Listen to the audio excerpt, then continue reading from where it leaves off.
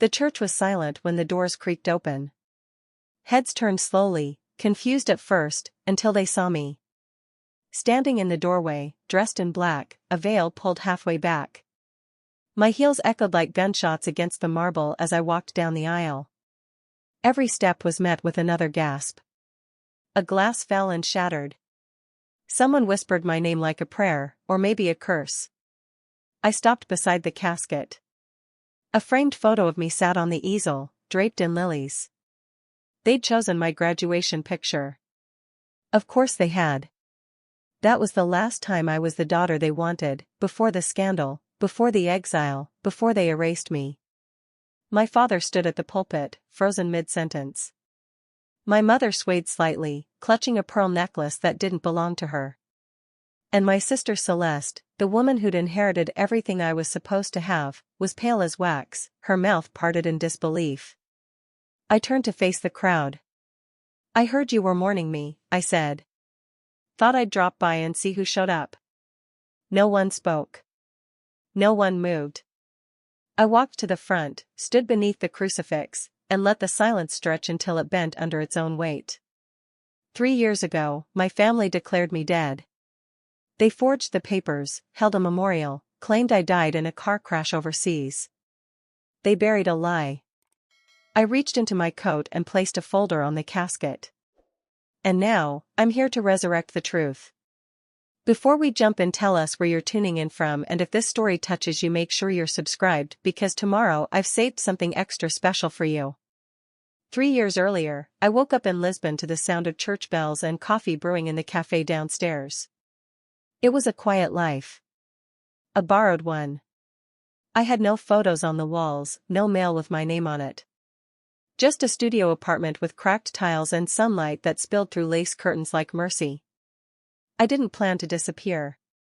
I planned to heal. To breathe without permission. To exist without explanation. Then, one morning, my phone buzzed. A message from someone I hadn't heard from in years, Mira Langston, a family acquaintance. She wrote, "I'm so sorry for your parents' loss. I couldn't believe what I saw today. My heart's with you all." I blinked at the screen. I hadn't spoken to my parents since the day I left the States. There was no loss I was aware of, unless Mira meant me. I responded, hesitant. "What exactly did you see?" No reply. 2 hours later, a link landed in my inbox. It was a livestream recording. I clicked. And there it was. St. Bartholomew's Church. The same stone building I'd sat in as a child, swinging my legs from pews too high for me. The sanctuary was draped in white. A massive bouquet of lilies. Dozens of people seated in black. Front and center stood my parents. My father, in his usual navy suit, clutching a tissue with eyes that looked moist, but not red. My mother, pristine as always, in a designer black dress and matching hat. Not a single tear had touched her mascara. Between them was a photo. My photo. A blown-up image from my college graduation, framed in gold.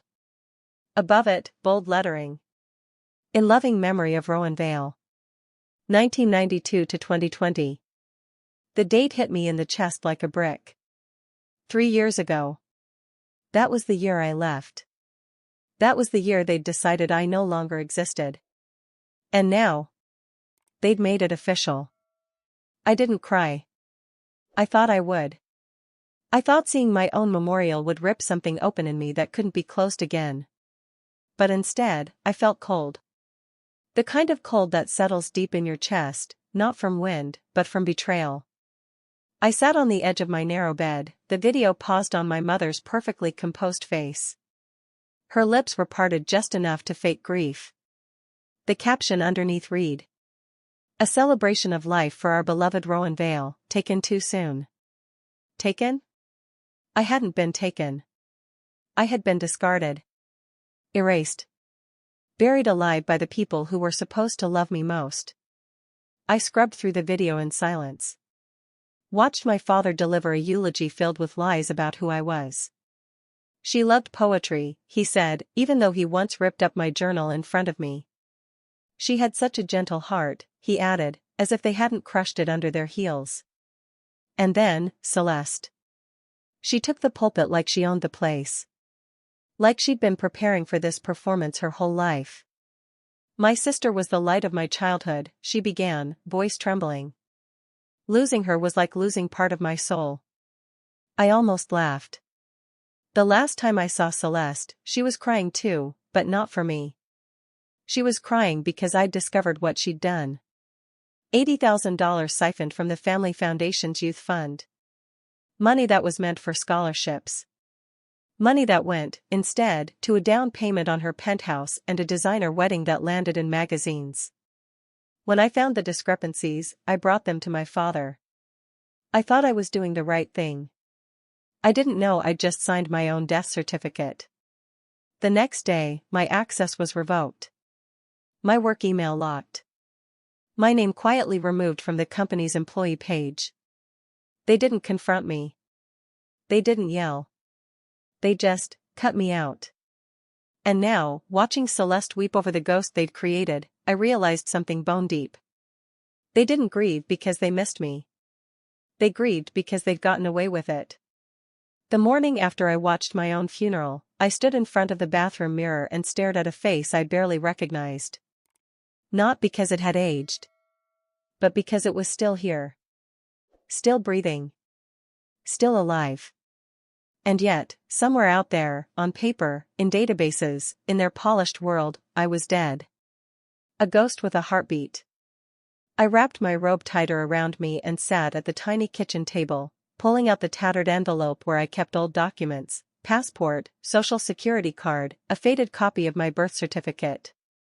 I started Googling. Checking records. Legal registries. Public obituaries. And there it was. Rowan Vale. Deceased. December 12, 2020. Lisbon, Portugal. Cause of death, vehicular accident. It was so official. So clean. No photos of wreckage. No medical report. Just a name, a date, and a closing period. Like I had been a chapter in someone else's story, and they had decided it was time for the end. I dug deeper. Tried to renew the email address linked to my old life. It bounced back. Account terminated. Owner deceased. It hit me like a punch. Not just the erasure, but the thoroughness of it. The system believed I was gone. And in the eyes of the law, I didn't exist. I was a woman without a country. Without a family. Without a name. Except I was still here. And I was angry. Not the kind of anger that burns out quickly, but the slow, simmering kind. The kind that sharpens you. The kind that wakes you up in the middle of the night and whispers, "They will not get away with this." I picked up my phone and dialed a number I hadn't used in years. It rang twice. Simon Vale, the voice answered. Gruff. Dry. Familiar. Uncle Simon, I said softly. It's me. Rowan. A pause. Then, carefully, well now. That's one hell of a resurrection. I swallowed. I need your help.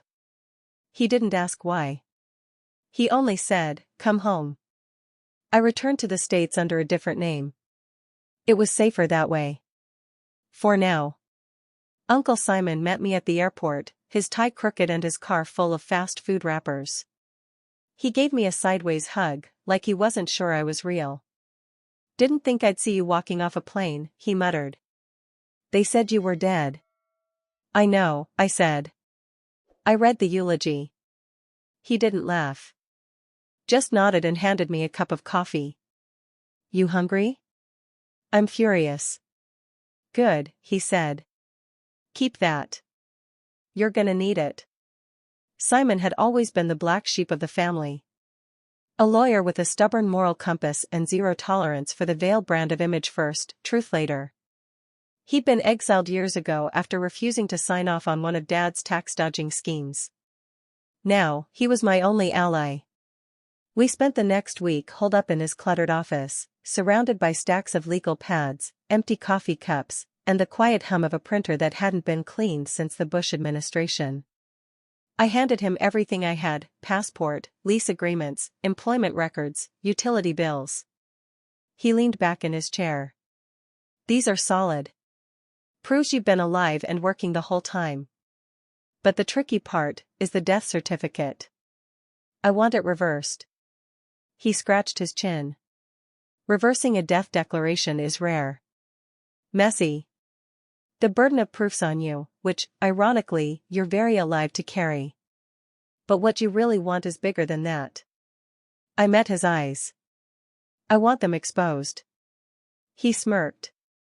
"Now we're talking." We filed a formal motion with the local court to contest the declaration of death, using sworn affidavits and foreign employment records. It would take time, but it was legally possible. But that wasn't the endgame. The endgame was revealing why they killed me on paper in the first place. Simon dug into the trust fund left by my grandparents. It had been split evenly between Celeste and me, until my death. After that, Celeste became the sole beneficiary. 6 months later, she launched her fashion label. With a suspiciously timed investment. One that matched exactly what was supposed to be my share. "They buried you," Simon said, holding up the ledger, "so they could fund her spotlight." I stared at the numbers. The dates. The signatures. And for the first time in 3 years, I smiled. It wasn't a nice smile. It was the kind of smile that comes after you've been broken, rebuilt, and handed the match to burn the whole lie down. Let them cry at my grave. I'm coming back to collect. The invitation arrived on a Tuesday. Cream-colored envelope. Gold-embossed lettering. A rose seal on the back. Simon flipped it over, unimpressed. They always did love theatrics. Inside was a formal card. "You are cordially invited to a private memorial in honor of Rowan Vale. 3 years since her passing. A celebration of her life and legacy. St. Bartholomew's Church. This Sunday." I stared at the words. Legacy? They didn't want to mourn me. They wanted to monetize me. To parade my name around like a martyr they lost, not a daughter they buried alive. I could already imagine it, Celeste front and center in black chiffon, wiping dry eyes with a designer handkerchief. Dad delivering another scripted speech. Mom playing the grieving mother to a perfect pitch. Simon tapped the table. "You want to go, don't you?" I didn't answer. Instead, I walked to the back room and opened the box I hadn't touched in 3 years. Inside. My original passport. My U.S. birth certificate. Bank statements from Lisbon. A video I recorded the day after I watched my own funeral. I set them all aside, then pulled out the final piece, an outfit I'd kept, almost without knowing why. A long black dress. Simple. Sharp. The kind of thing a ghost might wear if she came back for justice. That night, I didn't sleep. I sat at the window, watching the streetlights flicker across the empty pavement. Let them have their spotlight. Let them think they've won. They planned a show. I'll give them a finale. Sunday came dressed in gray skies and low thunder. I arrived before the first car pulled in. Parked 2 blocks away. Walked the rest of the distance under a wide-brimmed black hat and veil. No one noticed me. They weren't expecting a ghost with perfect posture. From across the street, I watched St. Bartholomew's fill with people, extended family, old business partners, reporters with notepads tucked discreetly beneath their coats. The Vale family was always good at spinning a tragedy into a branding opportunity. Celeste posed for photos at the door. A sleek black dress. Diamond earrings. A hand resting over her heart like she was clutching pain too delicate to hold with both hands. Dad stood by the entrance, shaking hands. Mom dabbed the corner of her eyes between soft smiles. I didn't feel nerves. I felt precision. Inside my bag. Legal documentation declaring I was alive. An affidavit from the Portuguese embassy. A letter from my employer. And a USB drive containing a full financial audit of the trust fund they stole. Simon was already inside, seated at the far left, as planned. He gave me a small nod when he saw me waiting outside the side entrance. Timing was everything. At 11:47 a.m., the memorial began. Celeste walked up to the podium, voice soft and measured. Rowan was light. Curious, complicated, brilliant. We miss her every day. My fingers curled around the cold steel of the door handle. Then my mother. No one could replace Rowan. But in her absence, we've learned to carry her with us in everything we do. Like in stolen inheritance. Like in forged death certificates. I waited for the final act, my father. His voice was steadier than theirs. Practiced. Charismatic. He always did know how to sell a lie. She was a difficult child, he admitted, chuckling sadly. But the brightest light burns fastest. We lost her too soon. And right then, Simon stood up. He walked slowly to the aisle, all eyes on him. He turned toward the back of the church, toward me. And nodded. I pushed the door open. Let the wind follow me in. Let the dead walk again. The door slammed shut behind me like the final note of a requiem. Heads turned. A ripple of whispers swept through the room like a cold gust, brushing across pews, snagging on lace collars, slicing through carefully constructed silence. I walked slowly down the center aisle. Every step echoed. My heels on stone. Their gasps. The clink of a glass dropping somewhere in the back. Someone audibly said, "That can't be her."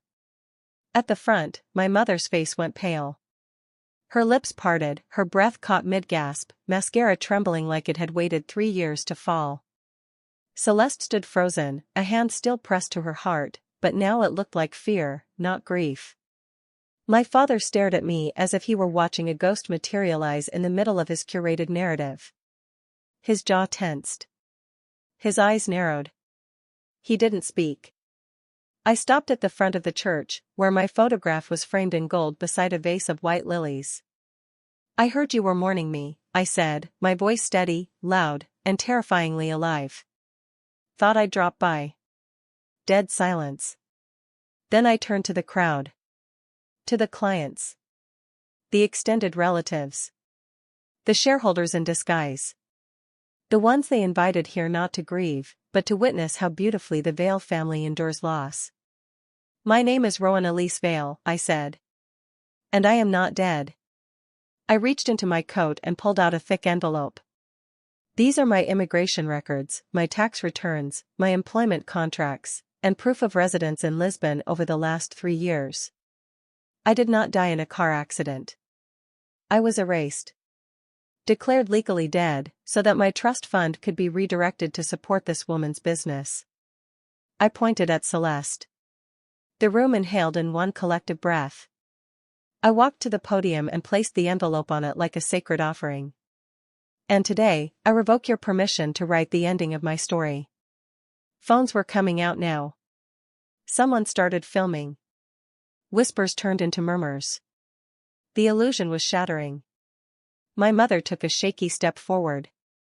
Rowan, this isn't the place. I looked at her, calm.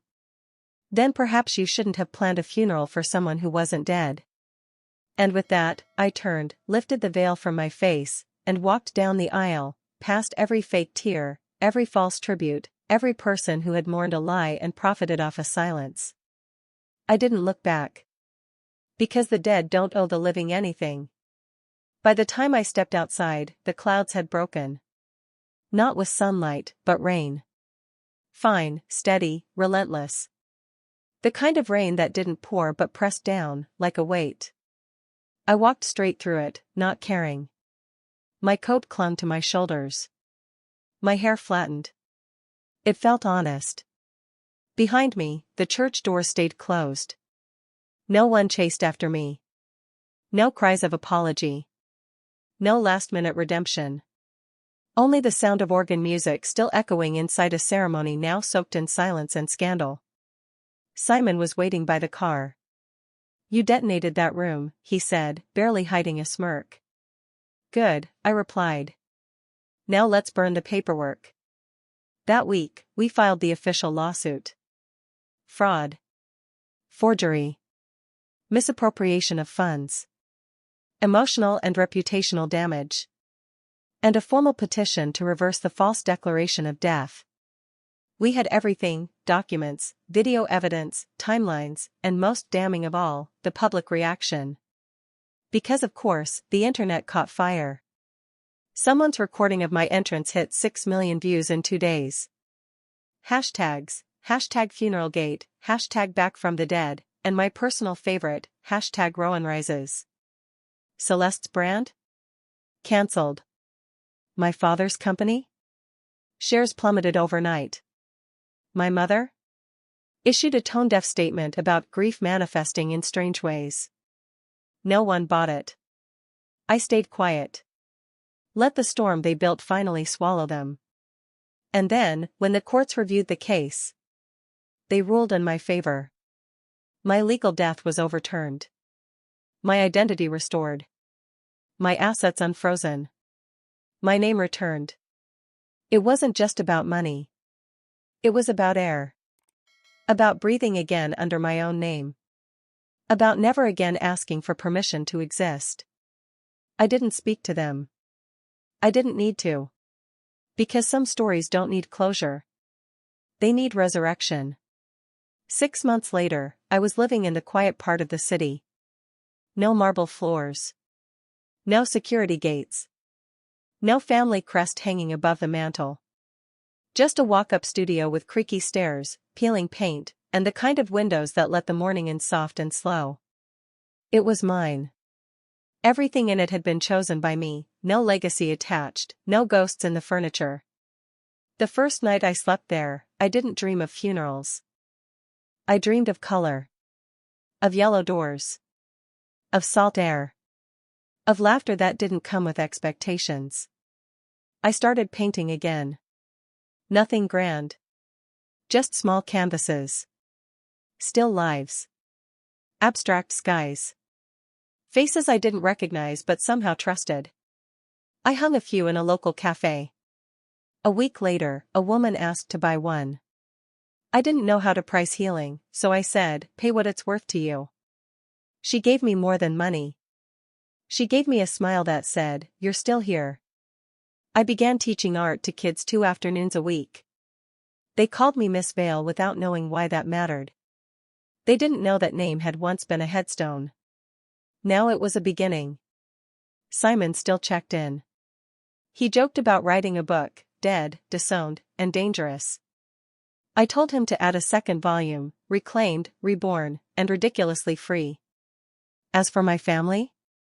Celeste left the country. Last I heard, she was rebranding herself in Bali. My parents sold their house. No farewell letters. No flowers. Just silence, the way it always ends with them. And that's okay. Some doors don't need to be closed gently. Some need to be slammed. And locked. From the inside. Now, I have a key that only fits doors I built myself. Most nights, I sit by the window with a cup of tea, watching the street below. No one knows I was ever the girl in the obituary. They only know the woman who survived it. And I've stopped needing them to know the difference. Because this version of me, the one who chose to rise, who chose to speak, who refused to stay buried, is the only one that matters. Not a ghost. Not a memory. Not a mistake. I am real. I am alive. And I am mine. Some people survive heartbreak. Others survive betrayal. But very few survive being erased, and come back stronger than ever. Rowan didn't just walk into her own funeral. She walked out of it with her name, her power, and her future fully reclaimed. So now we ask you, what would you have done in her place? If this story moved you, drop a 2 in the comments. If it made your blood boil, drop a 7. And make sure to like, comment, and subscribe to EN True Tales. Because next week's story might just top this one.